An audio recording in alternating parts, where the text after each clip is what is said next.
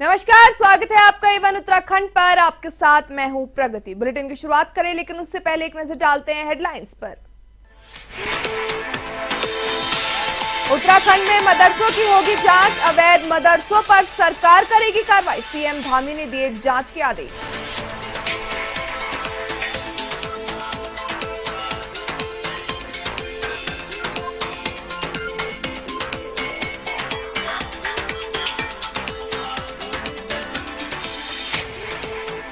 उत्तराखंड में पहली बार होगा राष्ट्रीय खेलों का आयोजन। राज्यपाल ने तैयारियों को लेकर राजभवन में अधिकारियों की ली बैठक। बोले, खेलों के लिए हर व्यवस्था हो बेहतरीन।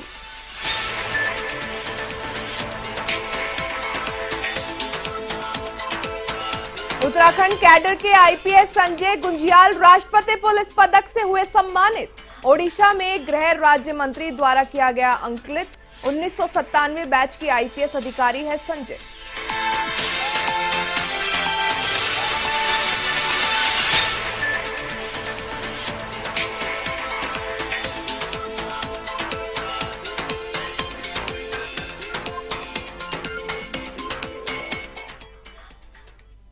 चलिए अब बुलेटिन में खबरों का रुख करते हैं विस्तार से, जहां उत्तराखंड में 11 जनवरी से एक बार फिर मौसम का मिजाज बदलेगा। आपको बता दें, मौसम विभाग ने 11 और 12 जनवरी को प्रदेश भर में हल्की से मध्यम बारिश होने का पूर्व अनुमान जताया है, जबकि पर्वतीय जिलों में बर्फबारी की संभावना है।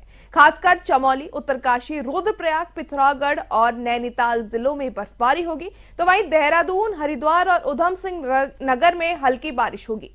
मौसम विज्ञान केंद्र देहरादून के निदेशक डॉक्टर विक्रम सिंह ने बताया कि 3 से 4 दिन मौसम साफ रहेगा और 11 व 12 को मौसम में बदलाव देखने को मिलेगा।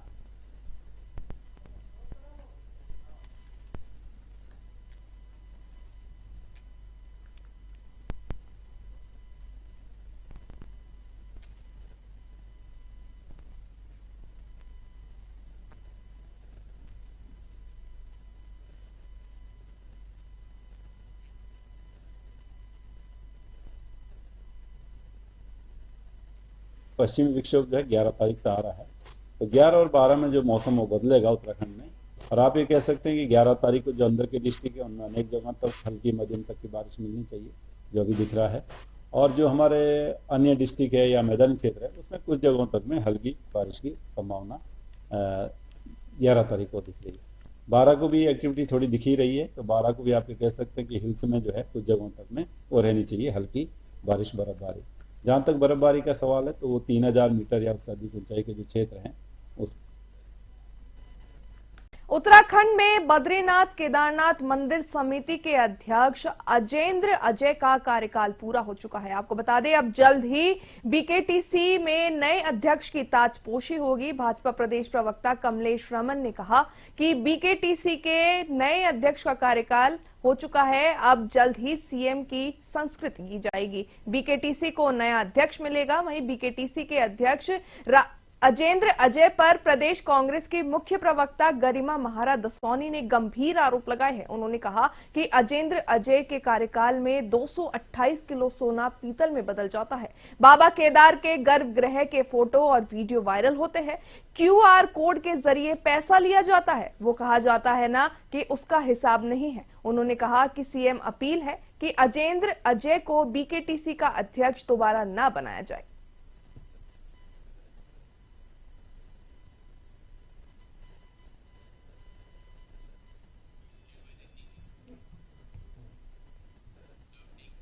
कड़ाके की ठंड में मानव जीवन हो या वन्य जीवन, हर कोई बेहाल है। लेकिन कुछ वन जीव ऐसे भी हैं जो इस मौसम में बहुत घातक हो जाते हैं, क्योंकि बाघ हो या गुलदार जैसे जानवर ज्यादा घातक हो जाते हैं इस मौसम में। तो वहीं उधम सिंह नगर तराई पश्चिम वन प्रभाग के फाटो और पतरामपुरा रेंज में इन दिनों गुलदार और बाघ की आवाजाही बढ़ चुकी है। इस समय वन विभाग द्वारा इन वन जीवों पर विशेष ध्यान रखा जाता है। उस जगह पर कैमरा ट्रैप लगाकर ध्यान रखा जाता है और आसपास रह रहे लोगों को विशेष सतर्कता बरतने के लिए कहा जाता है।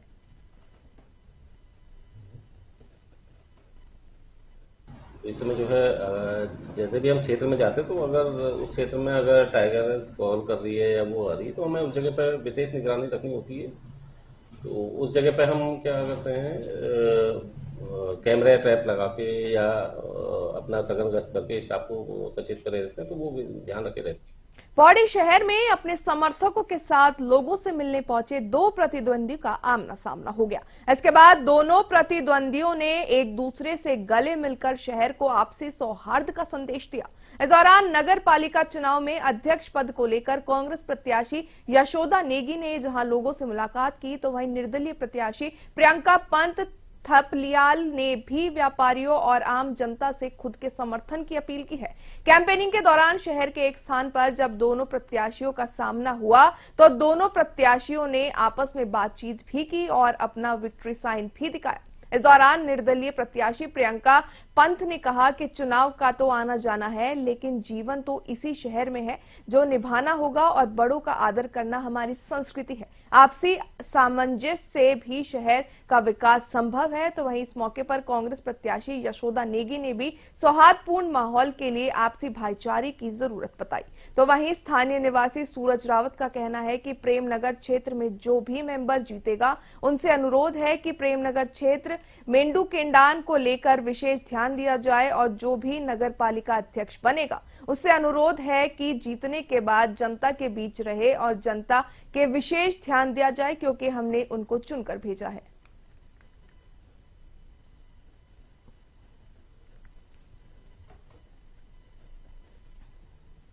इस बार ठीक है, महिलाओं को भी मौका मिलना चाहिए। यहाँ पे शौचालय की, एक टॉयलेट की और बाकी कूड़ादान चाहिए बड़ा, कूड़ा फालतू बड़ा था। खबर हल्द्वानी से है, जहां कांग्रेस ने दमवाडुंगा को वोट बैंक में बड़ी सेंध कर ली है। दलित समाज के कई जनप्रतिनिधियों सहित स्थानीय लोगों ने आज नेता यशपाल आर्य के समक्ष कांग्रेस पार्टी ज्वाइन की। कांग्रेस के इस सेंधमारी से भाजपा को तगड़ा झटका लगा है। ज्वाइनिंग करने वालों के वरिष्ठ जनप्रतिनिधि हेमा देवी और पार्षद प्रत्याशी ने अपने समर्थकों के साथ कांग्रेस ज्वाइन की। तो आपको बता दें, वहीं नेता प्रतिपक्ष यशपाल आर्य का कहना है कि अनुसूचित एवं दलित समाज का भला हमेशा कांग्रेस ने ही किया है, इसलिए अनुसूचित समाज के जनप्रतिनिधि और लोग लगातार कांग्रेस के साथ जुड़ते नजर आए हैं। इससे कांग्रेस को निकाय चुनाव में बड़ी मजबूती मिलेगी। और नेता प्रतिपक्ष ने भी ये कहा कि वर्तमान में कांग्रेस को मजबूती मिलती दिख रही है, जिसका सीधा असर निकाय चुनाव के परिणाम पे दिखेगा।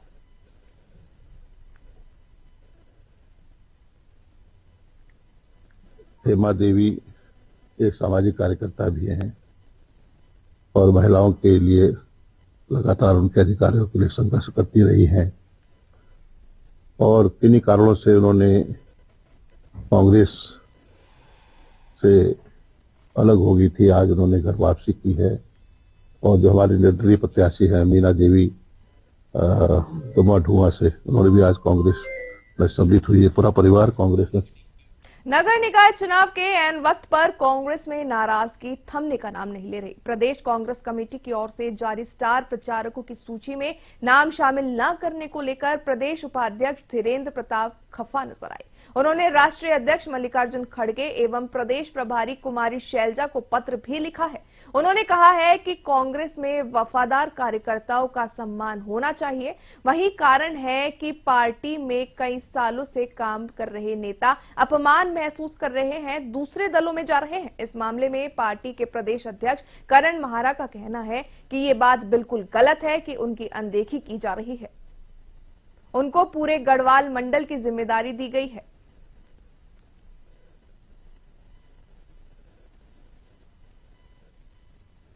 धीरेन्द्र प्रताप हमारे वरिष्ठ नेता हैं, आंदोलनकारी भी हैं, उनको हम पूरे गढ़वाल मंडल की जिम्मेदारी दे रहे हैं। हेमा पुरोहित जी जो हमारी सेवा दल की सम्मानित अध्यक्ष हैं, लंबे समय से अच्छा काम कर रहे हैं, उनको और आदरणीय धीरेन्द्र प्रताप जी को गढ़वाल मंडल के वरिष्ठ प्रभारी बना के भेजा जा रहा है। वो गढ़वाल मंडल की सारी जो सीट्स है, चाहे नगर पंचायत है, नगर पालिकाएं हैं, नगर निगम है, उनमें जाके चुनाव संचालन को देखेंगे। आईपीएस अधिकारी संजय गुंजियाल को आज राष्ट्रपति पुलिस पदक से सम्मानित किया गया। आईटीबीपी के स्थापना दिवस परेड के दिन उन्हें ओडिशा में गृह राज्य मंत्री भारत सरकार नित्यानंद राय द्वारा सम्मानित किया गया। बता दें कि संजय गुंजियाल 1997 बैच उत्तराखंड कैडर के आईपीएस अधिकारी हैं। वहीं आपको बता दें, विभिन्न जिलों और रेंज में सेवा के बाद हरिद्वार पूर्ण कुंभ मेले में सफल आयोजन हेतु वे ताम्रपत्र से भी सम्मानित है।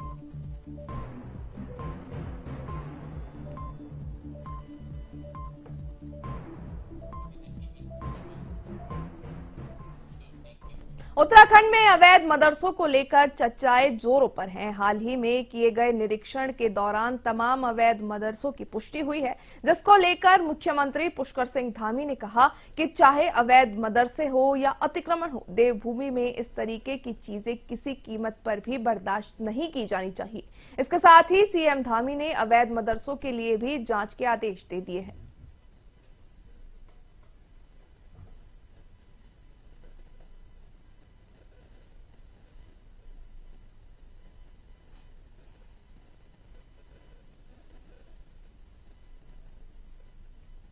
कि अवैध चाहे मदरसे हों या अवैध अतिक्रमण हो, ये किसी भी कीमत पर देवभूमि उत्तराखंड में नहीं होना चाहिए। देवभूमि का ये एक मूल स्वरूप है। यहाँ के बारे में फिर पूरे देश दुनिया के एक अलग सोच है, आस्था है, श्रद्धा का ये स्थान है, धर्म की, अध्यात्म की, आयुष की ये भूमि है। तो अतिक्रमण हम हटाएंगे और अवैध मदरसे उनका सत्यापन करने के लिए आदेश कर दिए गए हैं। अल्पसंख्यक कल्याण विभाग भी उसको देखेगा, जिलाधिकारी और पुलिस अधीक्षक उस पर पूरी निगरानी करते हुए वेरिफिकेशन ड्राइव भी चलाएंगे। राज्यपाल लेफ्टिनेंट जनरल गुरमीत सिंह ने उत्तराखंड में 28 जनवरी से 14 फरवरी तक आयोजित होने वाले 38वें राष्ट्रीय खेलों की तैयारियों के संदर्भ में राज्य भवन में अधिकारियों की बैठक लेते हुए कहा कि उत्तराखंड में पहली बार राष्ट्रीय खेलों का आयोजन होने जा रहा है, जिसमें सभी प्रदेशवासियों के लिए गौरव का विषय है। उन्होंने साथ ही कहा कि राज्य की जनता की सक्रिय भागीदारी और सहयोग इस आयोजन को और अधिक सफल और भव्य बनाएगा।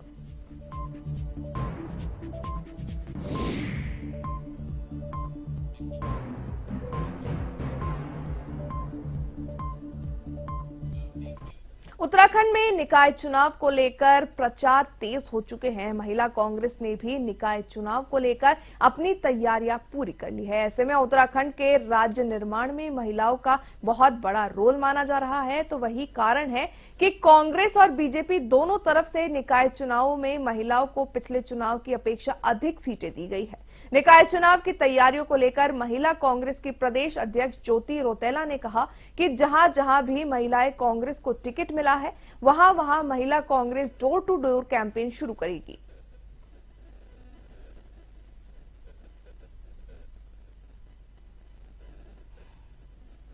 पूरा संगठन के लिए काम करेंगे, लेकिन जो महिला कांग्रेस की प्रत्याशियों को हमारी महिला कांग्रेस से टिकट मिला है, मेरी टीम की महिलाओं को टिकट मिला है, उनके लिए हम लोग कल से दौरे शुरू कर रहे हैं और डोर टू डोर कैंपेनिंग, छोटी छोटी मीटिंग्स, जहां जहां जो व्यवस्थाएं हैं, जो जरूरतें हैं, उस पर काम करने का काम महिला कांग्रेस का।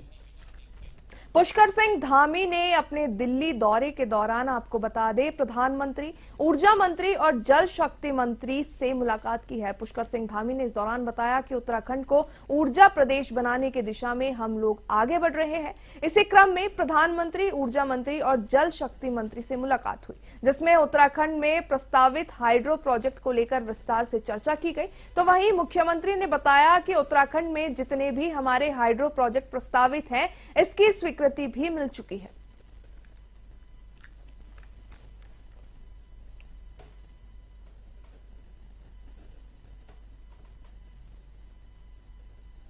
उत्तराखंड में जितनी हमको हाइड्रो प्रोजेक्ट की जितनी संभावनाएं हैं और जितनी ऊर्जा उत्पादन की संभावनाएं हैं, उस पर बहुत काम करने की आवश्यकता है। और मेरा हमेशा से प्रयास रहा है कि मैं लगातार आदरणीय प्रधानमंत्री जी से, आदरणीय ऊर्जा मंत्री जी से, जल शक्ति मंत्री जी से, जितने भी विभाग इस क्षेत्र में आते हैं, उन सभी से मैंने लगातार हमारे जो हाइड्रो प्रोजेक्ट हैं, जो हमारे प्रस्तावित हैं, उनको स्वीकृति देने का अनुरोध किया था। और अभी हमको स्वीकृतियां मिली भी हैं, क्योंकि जो मामले न्यायालय में लंबित हैं, उसके अतिरिक्त अन्य स्वीकृतियां भी अभी पेंडिंग हैं, वो भी जल्दी मिलेंगी। जो मिली हैं उससे निश्चित रूप से हम ऊर्जा के क्षेत्र में जो ऊर्जा प्रदेश का संकल्प लेकर हमारा ये नया प्रदेश बना था, हम उस दिशा।